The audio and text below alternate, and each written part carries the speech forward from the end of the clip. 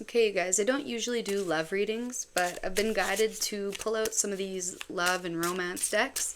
So let's just see what Spirit wants to say. I'm not in the mood. Me neither, because I don't really like these. Why are you making me do these if we're not in the mood for them, you know? Okay, all right. Yeah. So, again, this could be about somebody that you were in a relationship with, somebody that you're in a relationship with. This could be friends, family, anybody that you love. You know, it doesn't just have to be about a man or a woman. It could be about just somebody in your life, okay? Take it as it resonates. I often recall memories of you. I am mindful of what I have done in the past. So this is somebody telling you that they remember what they've done. They remember. They wonder if you remember. You know, these people are reminiscing on the good times and on the bad times. This person or these people, they're not in the mood to speak.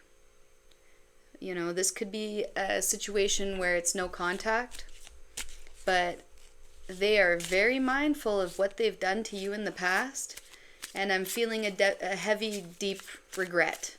So if somebody hurt you, they're sorry. All right? And they ruminate on you.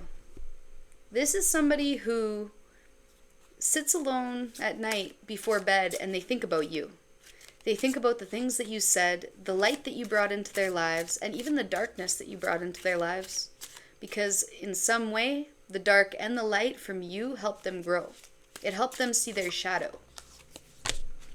Oh, I'm fixated on you.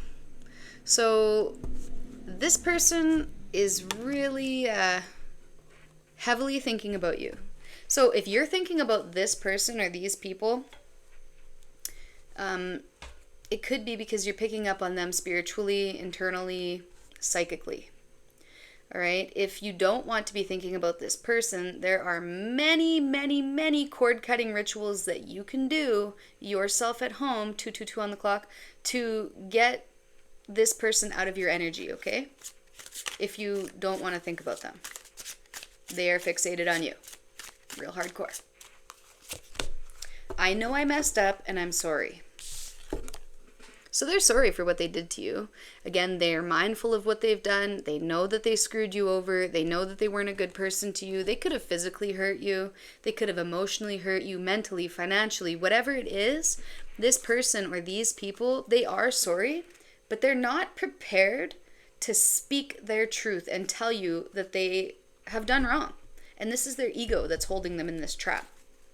Okay? Their ego is holding them there. Their ego is holding them back from pressing send. They've probably written many and many of apology letters to you that have never been sent, right? But it's heavy. It sits heavy in their energy and it sits heavy in your energy. When people are fixated on you, you will think of them. You know, it's just how it works. So I couldn't let you get close to me. So maybe you opened yourself up completely to this person and they wouldn't let you in. Runner, chaser. This could be somebody with an anxious attachment style. Somebody who's just scared to love, scared to be loved, right? Could have had a horrible childhood and just never felt loved, never felt worthy. And when you came into their lives, it was like you gave them a taste of that, of what that love was, and they couldn't trust it. So it says, I bury myself in work to forget you. So these people are so fixated on you. Their mind, it doesn't let you out of their mind. It's like you're trapped inside their mind like a hamster on a wheel going round and round and round. And the only way that they can stop thinking about you is by burying themselves in work. All right, I'm picking up on like a man just running around in his garage, fixing this, fixing that, fixing this, fixing that, but never getting a job completed. Interesting. I want to be more than friends. So I wouldn't be more than friends with this person, I'm just saying. This is up to you, but like this person has hurt you. This person has overstepped your boundaries. They didn't choose you. They chose to run. They chose to flee. Instead of trying to fix what they broke with you, or what was broken with you, they ran from it. They fled. Fled the country. She gone. And it's like they just left you in this state of like, what the fuck was that? What just happened? I feel that right now. I just heard that. Like, what the fuck was that? What just happened? I want to tell you how I feel. Again, this is what we were talking about. Like, they have written notes to you, letters to you, emails to you, text messages to you. Like, they've pulled you up on their social media and started writing a message to you and then deleted it. Like, thousands of times I'm hearing. They want to tell you how they feel, but their ego will not let them. It won't let them. It's like they're stuck in stone.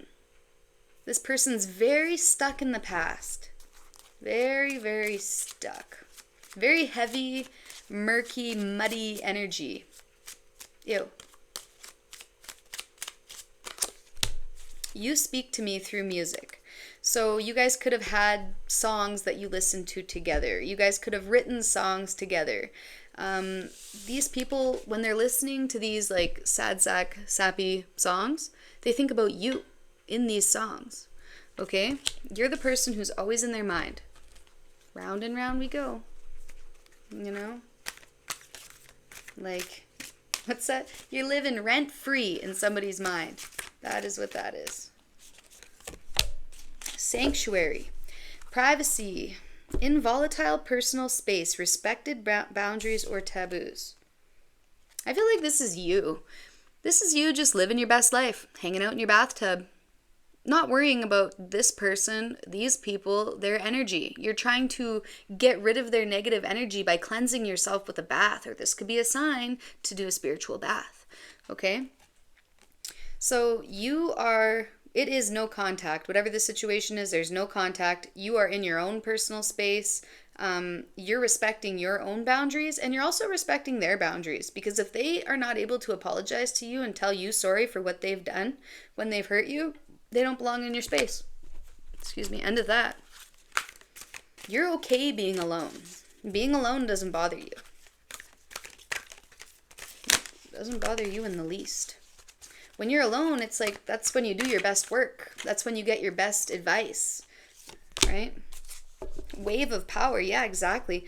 By you being alone and you sticking to your boundaries, you've hit this surge of power within you. Right? You are experiencing an upswing in your energy. Something's moving forward.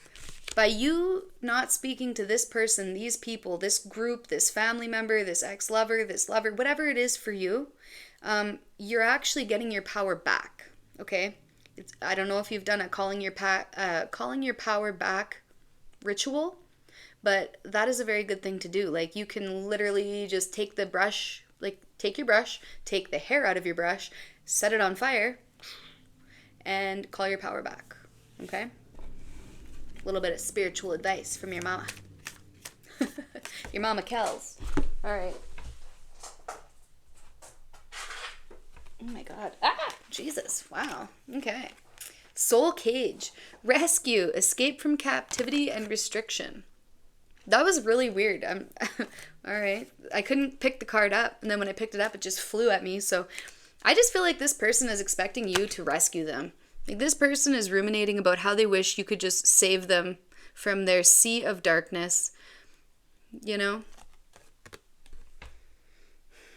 They want you to release them from this soul cage that they're experiencing. Their soul is in a cage because it's ruminating about you consistently.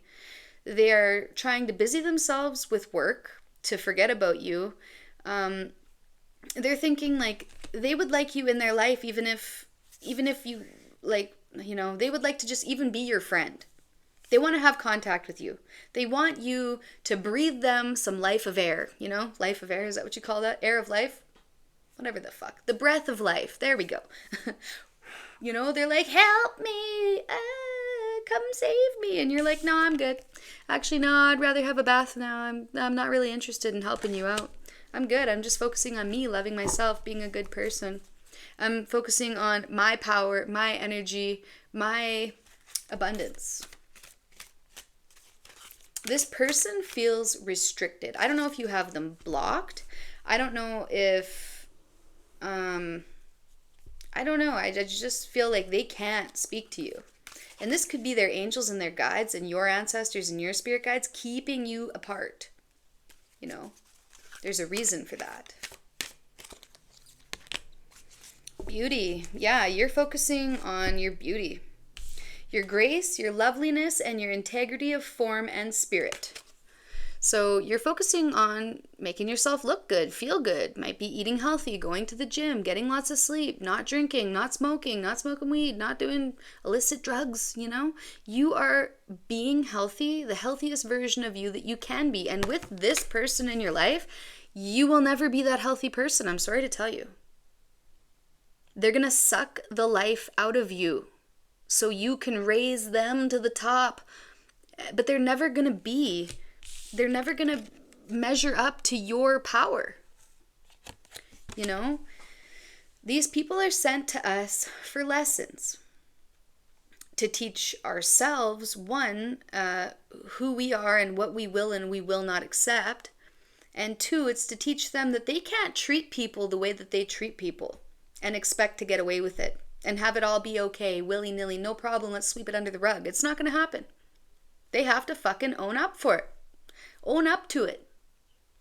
If they aren't capable of apologizing, saying sorry, admitting to themselves and you what they've done, then they don't deserve a place in your life. That's all I'm going to say.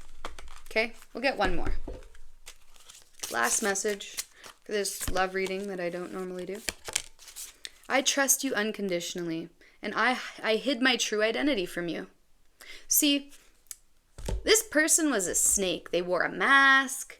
They slithered around, sneaked around behind your back, talked about you behind your back to other people, even while you were in a relationship, or if this is family or friends. Again, you could be thinking that you're good friends, good family members, and really they're just talking behind your back and putting you down.